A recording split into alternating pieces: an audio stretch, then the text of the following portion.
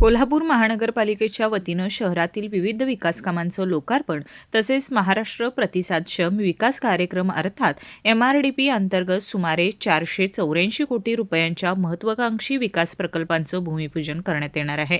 रविवारी 9 ऑगस्ट 2026 रोजी संगीतसूर्य केशवराव भोसले नाट्यगृह आणि प्रायव्हेट हायस्कूल मैदान येथे हा भव्य कार्यक्रम आयोजित करण्यात आला आहे।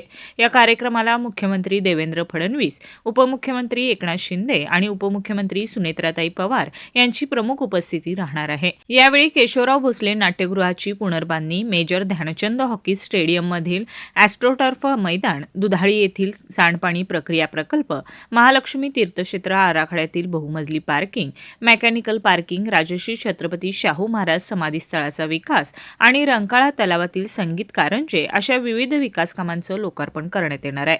या विविध प्रकल्पांची एकूण किंमत कोट्यावधी रुपयांची असून MRDP अंतर्गत सुमारे 484 कोटी रुपयांच्या प्रकल्पांमुळे कोल्हापूर शहराच्या पायाभूत सुविधांना मोठी चालना मिळणार आहे। या कार्यक्रमाला विविध मंत्री, खासदार, आमदार, लोकप्रतिनिधी, प्रशासकीय अधिकारी आणि मान्यवर उपस्थित राहणार आहेत।